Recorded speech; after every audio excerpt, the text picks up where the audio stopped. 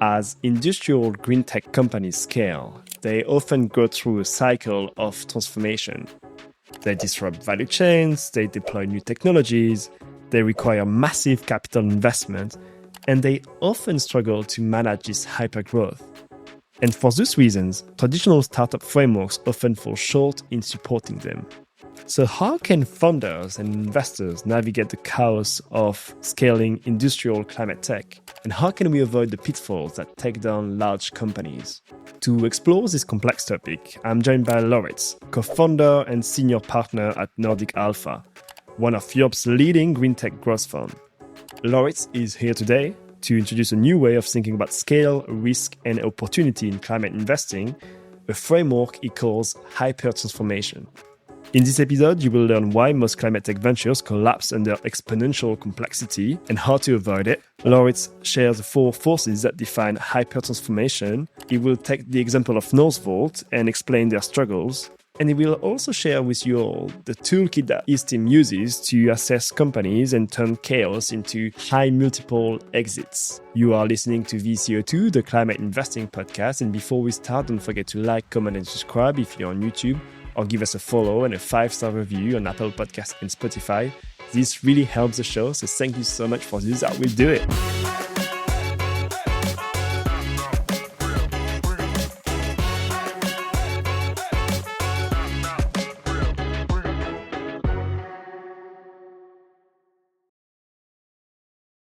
Laurits, thank you so much for coming on the podcast. I appreciate it.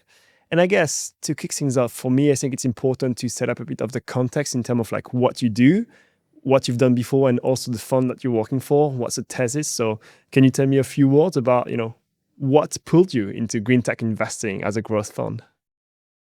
Well, it was that nobody else was doing it, to be honest. If you look at my career, the 20 years prior to establishing Nordic Alpha Partners together with Rasmus and Troels, I did scaling companies, I did corporate spin-outs, I did corporate turnarounds, but always in very, very turbulent waters. And for the last 8 to 10 years prior to establishing Nordic Alpha, I was very much centered around the green transition.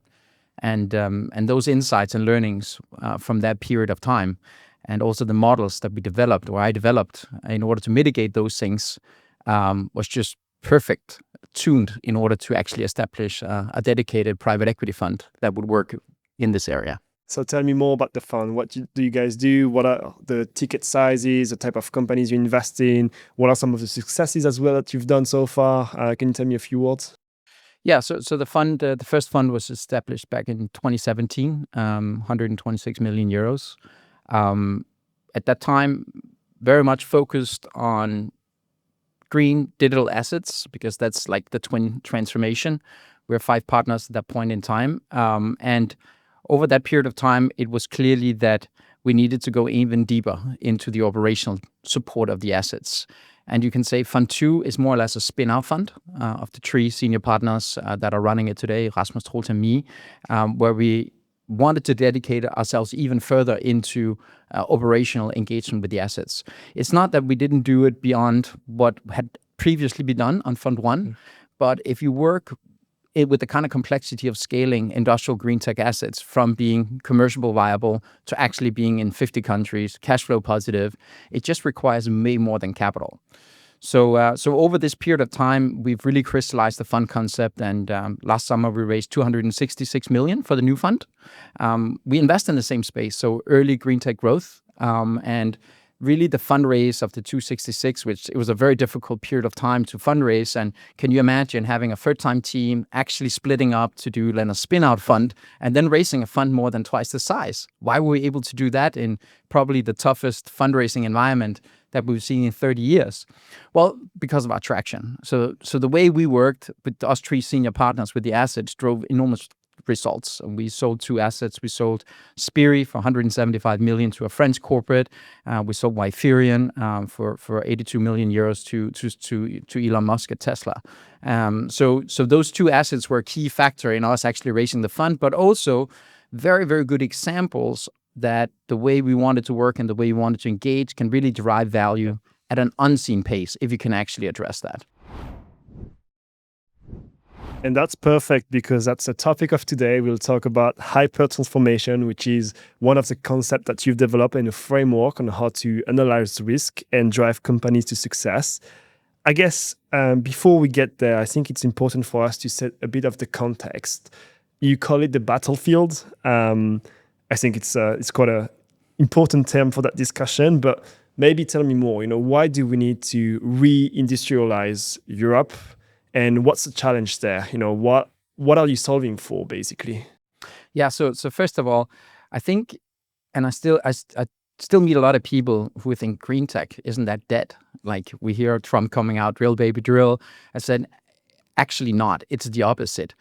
Green technologies had never been more relevant than now. It's just reindustrialization. So the new battlefield, as we call it, is the biggest investment opportunity ever in the world, because what we spent 150 years developing since the second industrial revolution, where we actually started setting up energy and production infrastructures. Then after the Second World War, we started to globalize that. And then at the end of the century, we started introducing new green technologies, wind turbines, PV onto the grid. That all needs to reindustrialize. So with the world right now, where the different regions are pulling together, you need the technologies, you need the talent, you need the energy infrastructure, you need the production infrastructures to go back into the regions. US wants this inside US. Europe needs to have this inside. We are essentially right now funding a war against ourselves. So you need to reestablish this. Bloomberg NEF is estimating that the spending spree is $215 trillion. That's 100 times what was spent on the second industrial revolution. But we have to do this in 25 to 30 years. So that's great if you're an investor. The problem is, at the center of all these sub-transformations, it is new technologies and it's hard tech. And hard tech and new transformative technologies is adding the new complexity of hypertransformation. And that is the problem, because essentially you need a complete new toolkit if you want to risk mitigate and if you really want to scale these assets with this complexity. Very interesting. I guess when you say that we need this, is that from a climate perspective, that we need to actually change everything? Is that from an economic perspective? Like what's the battle that we're fighting against? It's security policy. Tell you some funny facts about China. China, or the Communist Party, don't care about green. And yet, today, 50% of all wind turbines in the world are installed in China. 43% of all PV installed in China. China is the only country on the planet that is actually ahead of their decarbonization plans. What?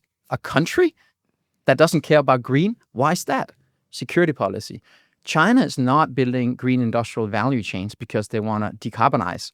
They're doing it for security policy reasons. They were dependent on oil from the Middle East in order to fuel the growth of China, and they didn't want that. So they're actually reindustrializing for security policy. Europe, we did it because we wanted to create a better world that was decarbonized, and yet China beat us. They are leading up every industrial value chain on green, and they didn't do it for the same reason. So we now need to do the same thing in Europe, and I believe this is really, really great for the decarbonization of the world. The motivation just changed from being, I want to make a better world, to being security policy. And that's a good news. And yes, security, and it also comes with a bit of a money component inside it as well. Actually, on China, very interesting. They just announced, I think yesterday or today, that they reduced for the first time their CO2 emissions, which I think, as you said, is the only country in the world that is able to do that so far. Well, of course, there are other countries that have been able to do that turnaround. But if you think about it, China is right now 1/3 of all CO2 emissions in the world. And them actually hitting that curve, they're potentially moving in the positive direction now, 5 years ahead of plan. So I think it's very positive, and it's a very strong indicator and proxy that we can learn from in Europe. What did they do that enabled them to actually turn that around at such a pace while they're growing at the same time? Sure. And you talked about re-industrialization. What does it mean in practical terms? What are the industries we're talking about? Is it just energy? Is it transportation? What's the spectrum of things that we need to change? Well, if you look at it, you can say it is anything that is needed in order for us to be self-sufficient. So it's also semiconductors. It is also food. But the most, of course, evident ones are energy. The cost of energy in China is 1/4 of Europe. in the US, half of what it is in Europe. It's a big problem. So if you're not able to bring those energy prices down, if you're not able to be self-sufficient around that, you're not going to have that competitive edge. So energy, of course, is a huge part of it, of that battlefield. But essentially, just look at what happens when we had a ship that actually blocked the Suez Canal. Look what that did for Europe.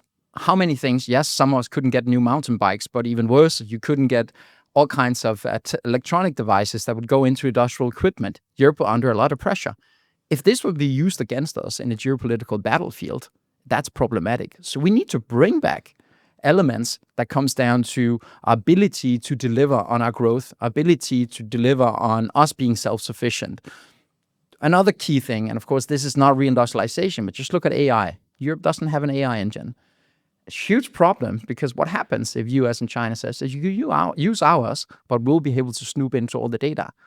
That's a huge problem. So we need to rethink ourselves around these things. But the most complex part are the reindustrialization, setting up these new value chains. We're not able to do what we did on the first, second, and third industrial revolution. So we need to have decentralized energy production. We need to have new value chains around that, and that can only come from green technologies. And what would you say to someone that is a bit skeptical in the context today, in terms of like geopolitics, in terms of like economic context as well? From the conversation we're having now, I'm feeling that you're very optimistic about this opportunity to actually reindustrialize and also have a positive impact on the planet while doing so. But some people think very differently from you, and they're actually scared about investing in climate tech companies today because Trump is against climate, or he thinks climate change is bullshit. What's your take on that, and how do you encourage people to actually have an optimistic point of view on that topic? Yeah, so first of all, maybe a little quiz here. Trump has had a specific interest in 3 countries: Canada, Greenland, and Ukraine. What do they have in common? Resources. Yeah, but specifically 3, because there's lots of resources in Portugal, in Spain, in Norway, and even the US. What do these 3 countries have in common? Nickel, lithium, and cobalt. Wow. What do you use that for? Batteries. US can't reindustrialize based on oil. They need to electrify. It's very clear. There are several reports stating this. So if you really look at what US is doing, they do understand that actually bringing production back to the US, that welder that is hoping to get his job back at that industrial plant, he's going to be super surprised because he's going to run into one of Elon Musk's Optimus robots. They need to electrify. So I would say you cannot discharge what's happening right now. So the need to do this, that's not questionable anymore. Then how to deal with this as an investor? Because I think this is where the complexity comes in. Because China and the US, they have advantages that we don't have in Europe. The policy power, just the federal budget in US is 32 times larger than EU. 32 times larger. China estimated larger than that. Which means that EU reindustrializing don't have a budget. And why is that? It's because it's inside the countries. It's sovereign. And I think this just possesses huge complexity in order for us to reindustrialize, is that the countries, country by country, actually need to adopt these things. If you look at hydrogen, I think it's a very good example. Van der Leyen came out in 21 talking about how Europe being the world leading continent for hydrogen at that time. More than half of the projects in the world were coming out of Europe. Here, 4 years later, we're single-digit market share. Why is that? How can that happen so fast? Well, to a large extent, what do you need for hydrogen? If you want to establish that value chain, you need pipelines. Germany came out with an ambition to be done by 28. Denmark came out initially with an ambition of 31. So that means a 3-year delay on having capital-efficient distribution of hydrogen. If you have a hydrogen fuel cell company, the hydrogen is produced where the windmills are. That's in northern Germany. That is in Denmark. But you will not have capital-efficient distribution of green hydrogen, which means if you're a fuel cell investor into hydrogen, you're just not going to get the hydrogen, which is a huge problem as an investor because you don't have a value chain that is developing positively towards you. These are the complexities that Europe has, where you see US and China being really, really strong at mixing policy at federal level, ensuring coherent value chains developing, and having budgets to really fuel this. So in Europe, we don't have that opportunity. So we need something different. We need better tools, and we need a better understanding in order for us to risk mitigate and actually deal with this complexity as investors. And that's a perfect transition. Thank you, Laurits, for doing that for me. Because today we're here to talk about a new framework, a tool, a concept that you've developed. You call it Hypertransformation. I guess before actually talking about the tool itself and the concept, can you define the term for me? What does it mean to do an hyper-transformation as opposed to a normal transformation? Yeah, so the reason the word is hyper there, and again, just to be absolutely clear, we initiated this, but it's that the whole concept has contribution from an Ivy League university in the US, from Europe's leading technological universities. So it's not something that we just coined out on our own. Why do we need a new formulation? Well, the thing is, we like to use the term battlefield, but it is a battlefield. No wars have been won without understanding the battlefield. And right now, we do not have a roadmap. We do not have a demystification of the complexities that we need to address, need to fix, need to mitigate. And that's why we decided we need a framework. We need a framework so we can communicate with our LPs. We need a framework so we can communicate with the technological universities in order for them to bring people out with this insight to the policymakers. And most important, in order for us to really understand what our assets, our investments needs to go through. So that's why we did it. And again, we started doing green tech investments back in 2017. So we have a head start versus anybody else. We were SFDR eligible on our first fund. That means 4 years before it was even crystallized at EU level. So we used to doing SFDR Article 9, like very, very complex green tech growth investments. And that's where we learned that the complexity needs a new frame. So that's why we did it. And the idea and what we see now is people are really picking up on this understanding. We see many of the public institutions in Europe. We see a lot of our LPs, and we definitely also see co-investors using this framework now to really understand the challenges that companies need to go through. And before we get into actually the framework, who's the target audience for that framework? How should they use it actually? Like, what's the typical person that, if they're listening to the podcast right now, should actually listen very carefully about the next few minutes when we talk about the framework? Is it more investors, CEOs of companies, large companies, small companies, green tech only, or like most companies? Like, who's the targets? Everybody. So if you're an early stage investor, you're not going to be impacted with the full frame of hypertransformation as you're investing. But if you don't understand that your company needs to go through this at a later stage, you're not going to succeed. If you're a policymaker, you need to understand that these are the 4 factors that you need to solve for in your policymaking. If you're not able to mitigate those drivers, you won't succeed. If you are corporate, and we can talk about the automotive industry in Europe maybe later, China used hypertransformation to do their policymaking, to do the capital infusion into the market. They drove the transformation of China based on mitigating the 4 factors of hypertransformation. If you are corporate in Europe and you see Chinese company dealing with hypertransformation, you're most likely going to perish. That's how serious it's going to be. So the automotive industry in Europe and people following that is heavily exposed to not being able to deal with these 4 risk factors, while the Chinese automotive companies are.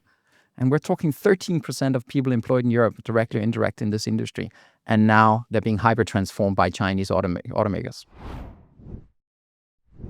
So it's basically investors' corporate policy. So it really applies to a lot of different people. Enough about the context. Let's jump into the 4 forces of this framework. Actually, for people that are on YouTube, I'll put the visual of it. It's a square with 4 different buckets. Let's do it one by one. Let's talk about value chain disruption. What does that mean? What's the concept here? Yeah, so the whole idea, if you look at it, and again, using like the analogy of a battlefield, the upper 2 parts of the square are the externalities. So that's what you need to deal with. And the 2 lower are the internal challenges that you need to deal with. And what are the upper one? So one is the new value chain side of being, or everything that comes down with the re-establishment. So the whole reindustrialization. And that's everything from third-party dependencies, like I said before, if you are a hydrogen fuel cell company, you need hydrogen. But if there are no hydrogen pipeline, so that is the development of the new, then you're not going to be successful. But it's also the policy and the regulatory elements around it. if you have 27 different interpretations or regulations on reindustrialization, trying to scale to 27 countries as an investor, you need to be exposed to different interpretations of that regulation. So it's also the policy making, the regulatory stability that you're dealing with at those new value chains are establishing. Then the upper right corner is tech adoption. It's not new. Everybody knows that we need to have new technology adoption. But what does that mean? When you introduce new technologies, that's new ways of working. And here we're not talking just getting to TRL9 like I have a commercial viable product. We're talking utility grade performance. And the time and pace of you having to achieve stable product to doing new industrial value chains that can go into Daimler factories or can tap into the energy grid is just a huge jump. And if you're introducing new ways of working, the complexity of that technology adoption is something you need to deal with. That's the externalities. And maybe let's stop on the tech transformation for a second. How do you assess it for funders? They probably look at their technologies. They probably think it's going to be adopted super well, super easy. Otherwise, they wouldn't be doing what they do, right? Like, what are the misjudgment that happens during that story? What are the gaps that you see there when funders assess their business or investors assess a business that they want to invest in? What's the question you ask yourself? Yeah, so one of the absolute key models of the Nordic Alpha toolkit, and we'll be talking about the solutions later because we developed the full end-to-end toolkit. This is the value creation toolkit of Nordic Alpha. It's coming out as a book in a couple of months, and we already set up the first education in Europe with Europe's leading technological university called Green Re-Industrialization Program, which uses the full models in order to risk mitigate and scale companies within hypertransformation.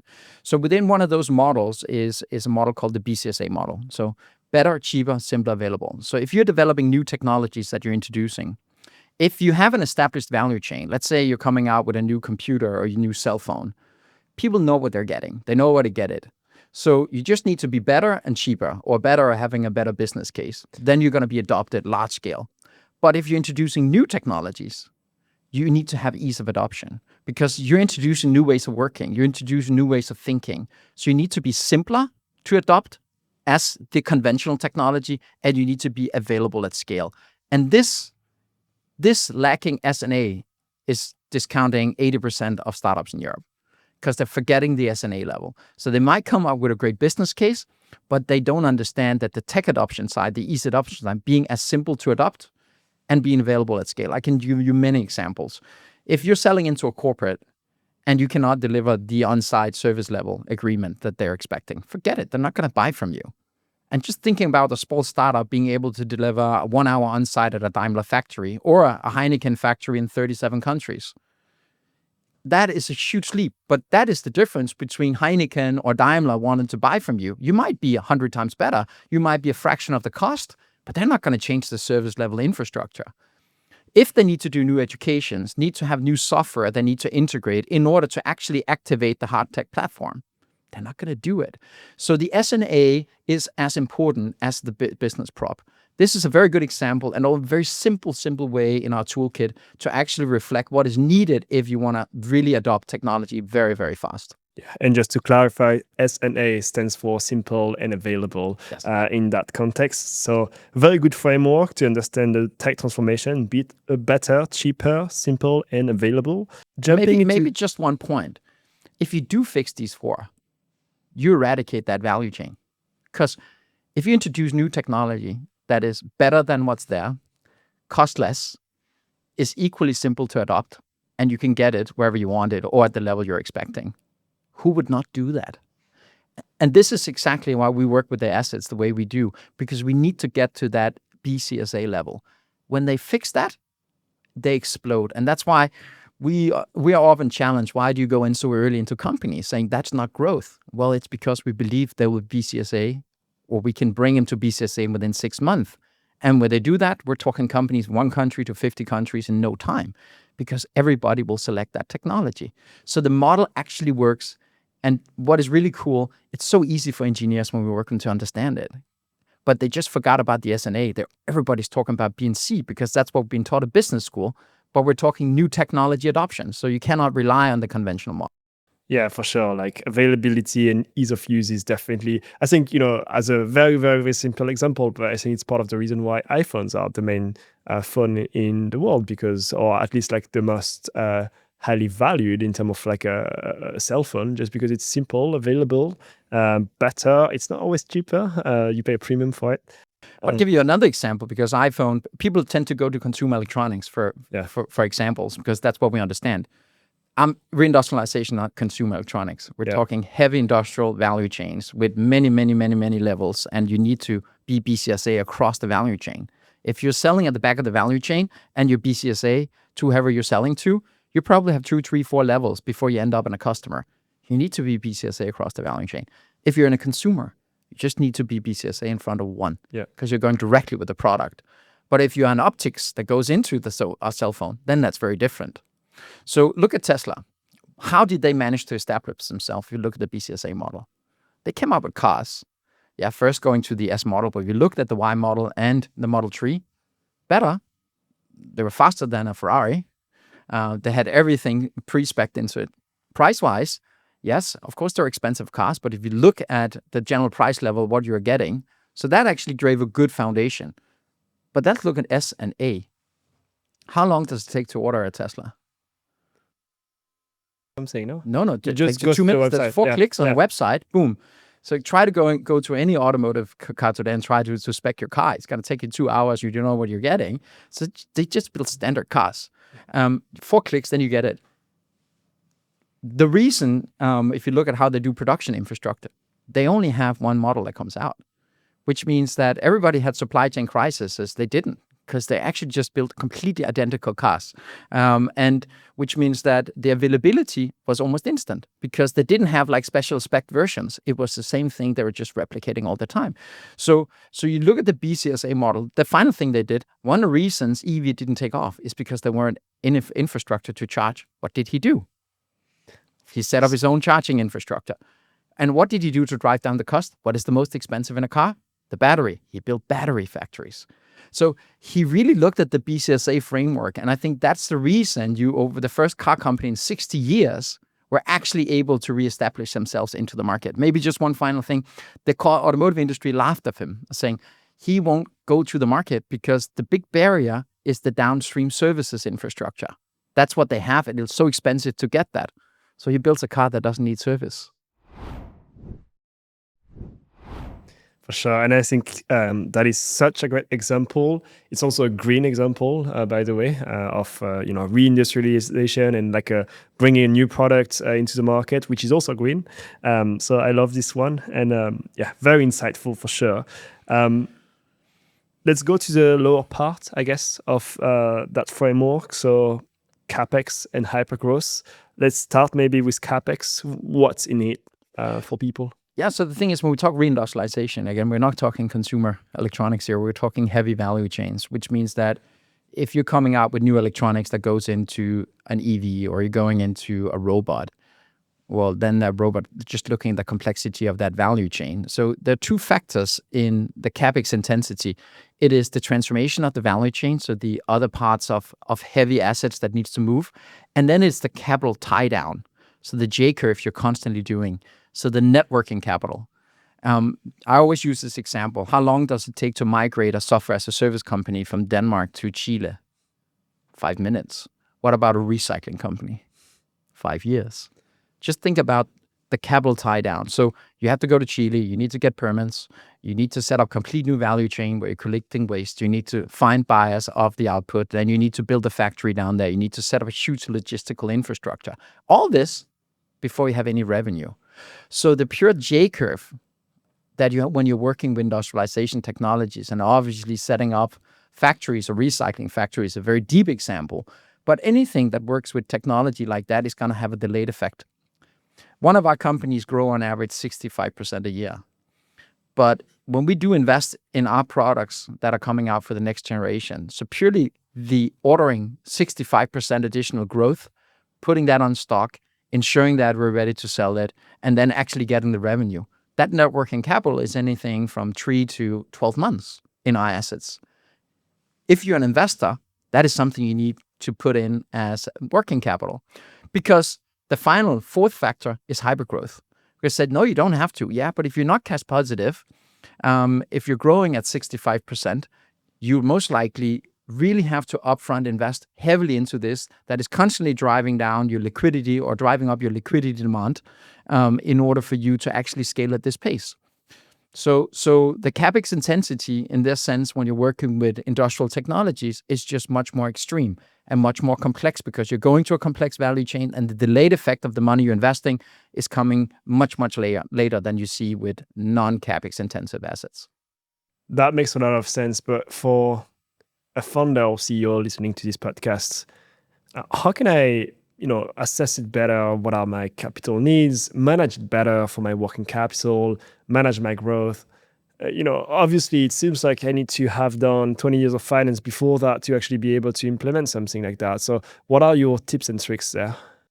Yeah, so first of all, the consequence of failing is most likely greentech valley of death. Because if you are one of our companies, let's say you're 100 people on the last day of December, then you're approving 65% new headcounts for the next year.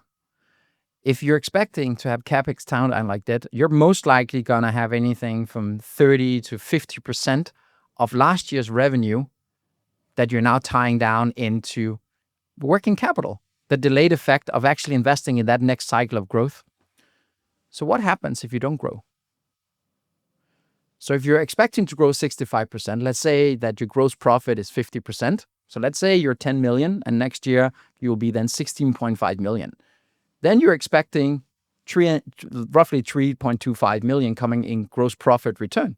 What happens if you don't grow? You're going to miss that money. And that's a tiny company still. So we have a tool, an auto projection tool called BTM. It's part of the toolkit, which essentially looks at the historic patterns of your business, saying what has happened on conversion, what has happened on lead time, and it's multiplying that into your current commercial activities. And then you can sneak peek into the future. In other words, if you know that you're converting 25% of all projects within 6 months, well, whatever you put in your pipeline this month, 50% of that 6 months from now will now convert into business. It's actually very basic. It can become super complex, but that's like a very basic formulation. When you're dealing with hypergrowth, if you're looking at historic P&Ls and trying to run your business based on that, that would be like driving a Formula One car blindfolded, because you have to do these upfront investments. And many of these companies are looking at conventional business school ways of looking at business. Large months P&L. Large months P&L will tell you nothing about a company in hypergrowth, in hypertransformation that is hard tech based. It will tell you nothing because you need to sneak peek into the future. So this is one of the harsh realities of dealing with these companies. And the consequence for the founders, if they miss out on the growth, dilution or death. And so do you think that mismanagement of your capital needs is the reason why green tech companies tend to fail? Or like within that framework that you've created, where do you see the most failures? Yeah, the most failures, we have something we call value peaking, which is another tool in the toolkit. And that is it's essentially tying down the different cycles of value inflection points. And it's not an unknown concept to say you're investing into a certain value peak. When you're in hypertransformation, the 4 factors of hypertransformation, we haven't fully gone into the 4th one, but they're not plus in complexity. They're multiplier effects, which means it's an exponential complexity you're dealing with. And that exponentiality of complexity sometimes means, or very often means, that you're underestimating time, capital need in order for you to get to a new value peak, which means you end up raising more money at the bottom of a J-curve. And that kills the company or dilutes the founders. This is one of the biggest challenges because people are underestimating the complexity they're dealing with, which means they're underfunded to what is needed in order for them to get to the next value inflection point. And I like that concept of saying that value chain disruption, tech transformation, your CapEx need, and the hypergrowth management is not to be looked at separately, but rather as additional forces that comes together and multiply together. I think that's very important for people listening to this podcast, because if you do the opposite and look at it separately, then you're probably driving the wrong analysis, right? Yes, exactly. Let's say you are a company that is growing 2% a year. So you're taking out the hypergrowth. Well, again, you don't have to have much different capital tie down to what you had last year. you're not tech transforming anybody because you're more or less not selling to many new customers, and you're dealing with a fairly stable value chain because you're more or less already there. So then put 65% growth into that. That means you're more than half and adding more than half of what you did last year onto next year. And you need to do that. That means that's new value chains. That is new tech customers you need to adopt into new technology. And essentially that is capital tie down at a whole different level than if you're growing 2%. So they are accelerating factors. So you can't look at them individually, but individually, and again, hypergrowth was introduced as a concept in the 90s. It just means that you're growing at 40%. And previously that was considered the ultimate complexity of scaling 40%. But one thing is scaling 40% with something that has policy stability, established value chains, is technology that you know, and is not CapEx intensive. But then adding those three factors, it becomes exponentially more complex. And that's why we need the frame to really understand that these things happen at the same time. But most importantly is, if you're an early stage investor, you don't see this yet. Because if you're just getting the product to become stable, well, you don't have the capital tie down. You don't have the hypergrowth. Tech transformation, you're really not in the market anymore, and you're not dealing with new value chains. And this is the big mismatch with the early stage investors and the growth investors, is that you don't see hypertransformation. Because if somebody needs this product, you do these externalities, yes, that shoots demand for this, but you haven't been exposed to any of the four factors when you're in the early phase. Then you go to the growth phase, and they all four happen instantly at the same time. Very interesting. I guess maybe to close it off on the framework, but we touched very lightly on the hypergrowth component. It seems like it's a dream for every CEOs and founders to have a company that's growing 60% plus, right? What makes it hard to actually control that growth? Because, growth is both a blessing, but also could be very difficult to manage. So why is it very hard to do that? Just the pure cultural transformation. So one of our assets will open a new country every 3 to 6 months. So that's new cultural complexity. Just talking about the skill set needed to run a company that is scaling at that pace. If you're backloaded on those capabilities at sea level, you're going to drive into huge ineffectiveness. So there's so many levels with hypergrowth that just adds complexity on that, just on the pure cultural transformation. Typically, one of our assets will have anything from 10 to 30 employees when we go in, but that would 10x within 24 to 36 months. So that means it goes through 3 cultural transformations. And what do I mean by that? That means it goes from being everybody in the cantina is talking to each other to having hardcore business units with subcultures, with different KPIs that are not speaking to each other across the different units. This happens in 2 to 3 years. Do you think that just the founder development and adding new capabilities, because if you really want to have a successful reindustrialization case, I bet you the engineers that started the company is going to need some help. But at the same time, these founders are absolutely critical to the success of the company. So how do you migrate a culture adding these new capabilities of operations, of commercial professionalization, of internationalization into a founder team, which is still incredibly important because this is deep tech, this is hard tech on this journey. That is very, very complex. And one of the biggest challenges, and that's why one of the 4 squares are hypertransformation. That's culturally, financially, the same thing. Dealing with this type of growth, and again, if you're a software as a service company, it's super easy. But if you're talking industrial technology here with those value chains, the capital tie down, the professionalization you need to do in your CFO position in order to get that finance, to get CapEx financing, to forecast on a company with that kind of complexity, with that pace of growth, is ultra, ultra complex. So this alone, this corner, can kill these companies. It's interesting because it also means that as an investor, you need to be a bit more present, I guess, because if, as you said, the company open countries every 3 to 6 months, if you wait for your yearly board meeting to be there, then all of a sudden you have a different company in front of you. So I think that's very interesting. But I guess to transition to another section, a good example, maybe a bit unfortunate, but a good example to illustrate that framework is Northvolt. It is considered one of the largest failure of greentech companies in Europe and maybe in the world. how could we have avoided that looking through the framework? Well, if you look through the framework, you would have realized that 15 billion was not going to do it. But let's just go to the four factors. And in the case of Northvolt, what did they have to solve for? So first of all, it's important to understand that Northvolt it can't get more reindustrialization than Northvolt. Northvolt, everybody thought is a battery case. But no, it's a mine. The whole idea is that we do not have lithium in Europe, cobalt and nickel. Again, it's in Ukraine, it's in Greenland. A little difficult to get hold of in Greenland, and right now also in Ukraine. So that is a problem for us. So the whole idea was actually collect old batteries and recycle, get out the lithium, the cobalt, the nickel, and then create new batteries. And that is self-sufficiency. So in order to do that at scale, they needed to pick up 125,000 tons of used batteries. That value chain didn't exist. Do you think there's a collection value chain existing in Europe in order to collect used batteries at that scale? Didn't exist. Then at the same time, you needed to have somebody buying off the products because they would just stock up. So the new value chain was collecting these batteries, crunching them up, and ensuring that you'd get demand from EVs in Europe. But not only demand on the product that you created.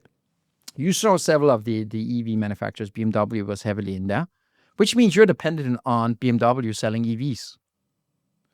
So in that sense, the risk of that, collecting the batteries, at the same time, building the industrial side to solve for new batteries, and while at the same time actually having somebody wants to demand this.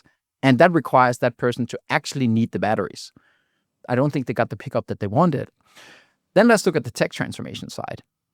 It was new technology. And they need to do this at industrial grade. So need to crunch this up in a way that wasn't done before. It needs to create new batteries based on reused material, and need to do this at industrial scale. And I think this is one of the big problems that they had actually getting grade A products out there, because BMW can't get any battery, because the way an EV works, if any of the battery module fails, the car dies. By the way, we have an investment in Germany called Stable that can fix that. It's a new architecture where you can actually hot swap a battery out of that. Maybe we'll talk about that later. But the ability to build this at industrial scale, coming out with grade A batteries that actually fits the demand, is ultra complex. And because of that, they had to raise 15 billion to do this. So in order to deal with that industrial, they built a whole city in Sweden in the middle of nowhere. And that J-curve of actually getting that to industrial scale was just huge. And remember, when you go to a J-curve, that death spiral and J-curve look similar until it turns around. And then I have another good example, then interest rates rise. And I think they borrowed 10 billion out of the 15. It's pretty nasty as CFO if you borrow 10 billion, it goes from 2 to 5% interest rates. By the way, China has locked interest rates for these kind of things at less than 2% because they don't want that to be a risk factor of anybody doing Northvolt projects. And then finally, just looking at the hypergrowth, they hired 7,000 people from 19 to 24. 7,000. Can you imagine what happened on the first of a month? Just multiply that out. And getting processes, industrial processes in place, getting recruitment infrastructures, getting people equipped, trained, and integrated into this.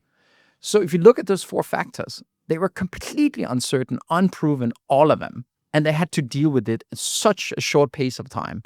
So if you look at through that, and I know several of the large-scale investors into this, if you look at the frame of hypertransformation, you would have understood the enormous complexity that they're putting on each other. And of course, these are multiplier effects, all of them. So should we have not have done it? We should definitely have not brought a water pistol to a gunfight. I don't know the insights, I don't know the realism of actually doing this, but it's definitely almost impossible to do at the pace of time that they're expecting. And on the other side, because I think, in Europe, I think we have a bit of a problem with failure as well. I mean, it's part of the game of building companies. Not every company will succeed.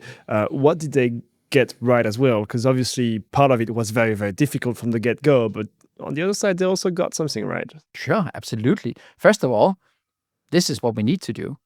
It's a huge collapse for Europe's ability to reindustrialize that we couldn't keep Northvolt afloat. So we're working with a professor called Cornel Ban. He's one of I think the world leading experts on China.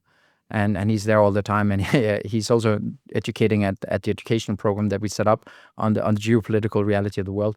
And he said that any small municipality in China would never have let that collapse.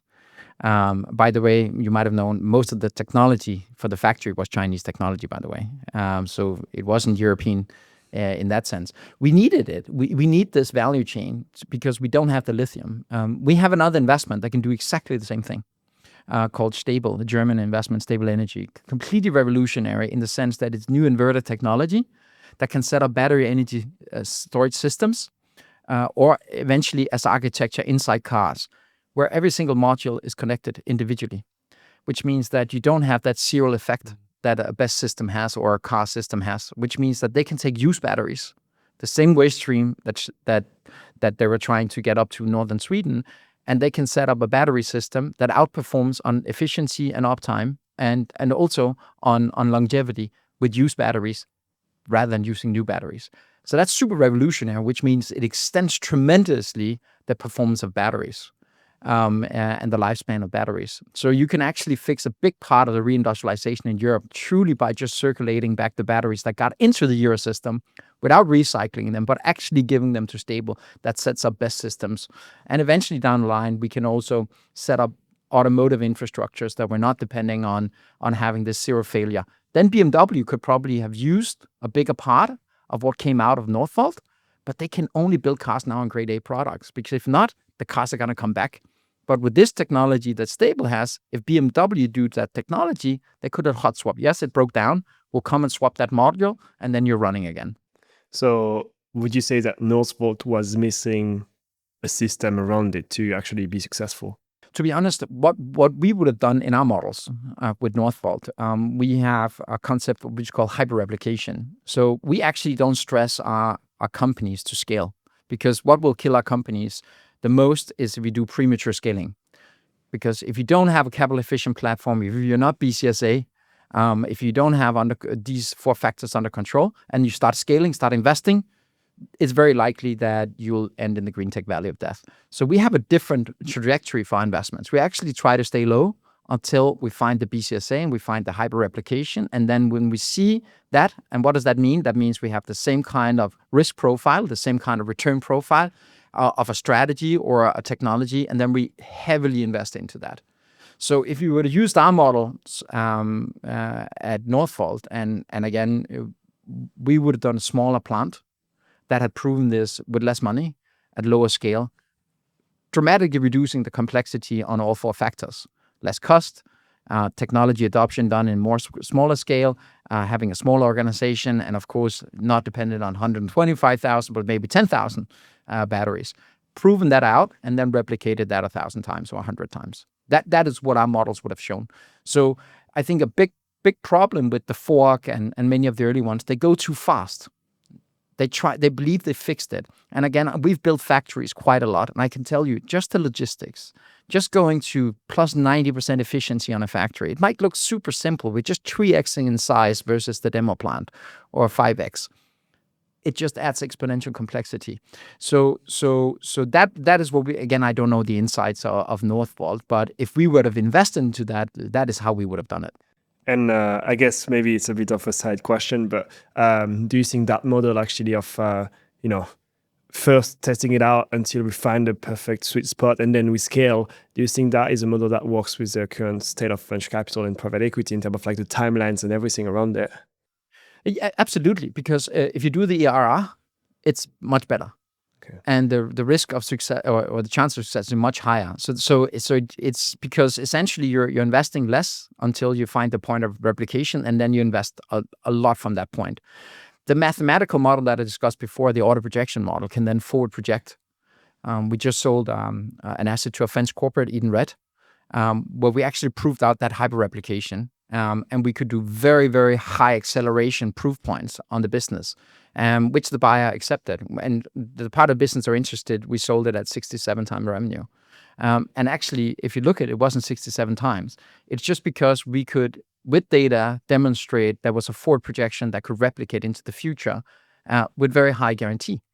So in that sense, it drives much better returns at a much lower risk. Very interesting. I guess we are getting toward the end of this episode, but a couple of things before that.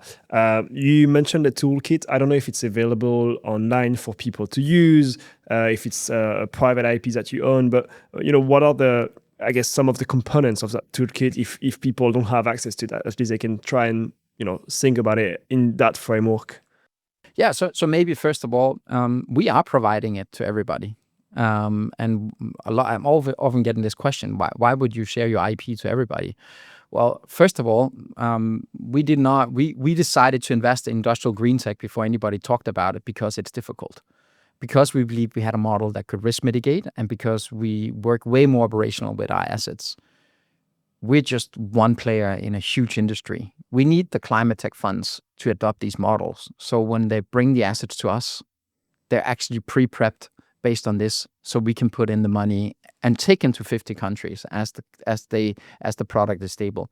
So we are providing it to everybody. It's going to come out in a book called Changing the Math, because essentially it is putting math to a very, very high level of complexity. And furthermore, we launched an education together with what is now Europe's leading technological university when it comes to engineering and technology, DTU in Copenhagen, in tight cooperation with Copenhagen Business School and Copenhagen University. And the whole idea, it's called Green Re-Industrialization Program, is to educate the full value chain. So everybody from seed investors, business angels, venture investors, growth investors, and even buyout, infracap, policymakers, corporates. We ran our first cohort here in just very recently. Huge success. And D2 is now doubling down on extending the program.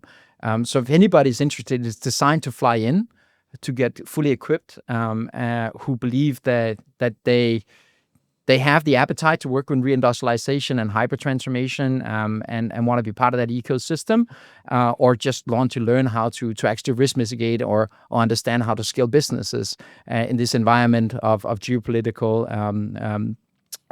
turbulence as we're seeing right now. It's a great education to do. So a big part of it is our toolkit, and we're providing this to everybody. Super. Well, look, one last section for this episode. We do it with all the guests, so you won't get away without this section. It's called the fire questions. You'll have 1 sentence maximum to answer any of these questions. We'll have to be quick. Are you ready for that? Yeah, let's do it. Cool. What's one advice would you give to someone that is operating in an hyper-transformative environment? So one of your portfolio company, likely. Understand the battlefield before you engage. Seek data, understand that you're dealing with a new level of complexity. What's the most underrated factor in green tech growth investing? That green tech today is security policy. And that opens up for a complete new relevance. We cannot reindustrialize the company or the world on conventional technologies. It's going to be green technologies. What's the best innovation you've seen in climate tech? I think the company we sold to Elon Musk recently is a very good example about how basic innovation can really change the world.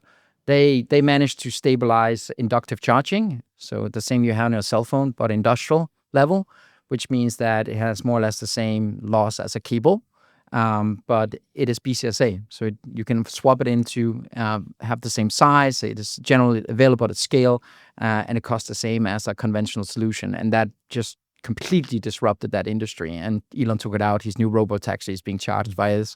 I think this is a very good example of how to accelerate electrification, because why are we not driving off electrical cars? Can you imagine an electrical car charging when you're driving on the street?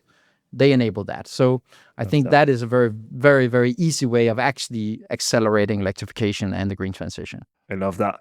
If you are not an investor yourself, what role would you take in the fight against climate change?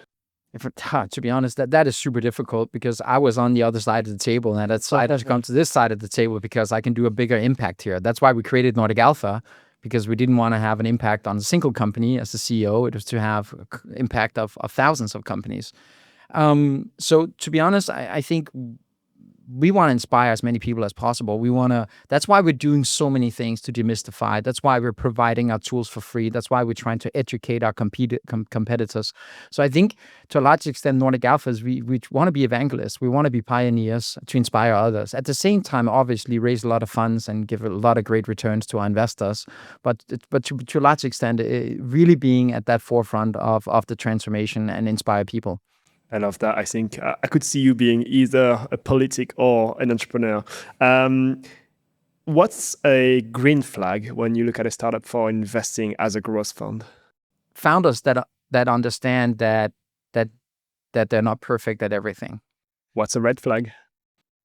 The opposite.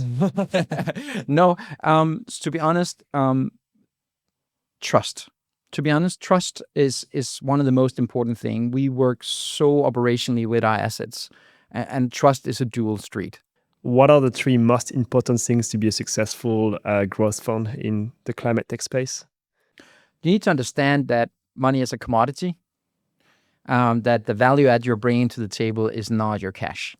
You need to be there to support the challenges of your assets. You need to consider them customers. So that's what we do. We consider our assets customers. And just think about that. Consider them as an investment or as a customer, which means that you need to constantly add value around them. I think that's one factor. The other thing is understanding that this complexity is something that you need to be front-loaded on. So not underestimating the complexity of what you're dealing with. And the third level, build trust, really, truly. Say what you do what you say, and really live on that, and never ever challenge the trust between you. If you can get those 3 things working, there's so many magical cases out there that is just waiting for growth support. Cool. 2 last questions for you today. Who's the next person that should be in your seat for an interview? An investor in the climate space that you admire?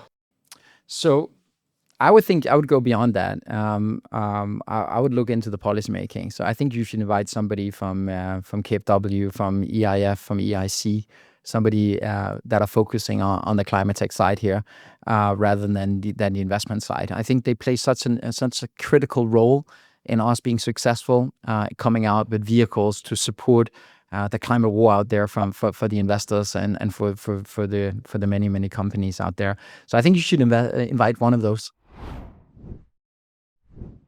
I love that. And then one last question for you today. Where can we find you online if people want to reach out to you?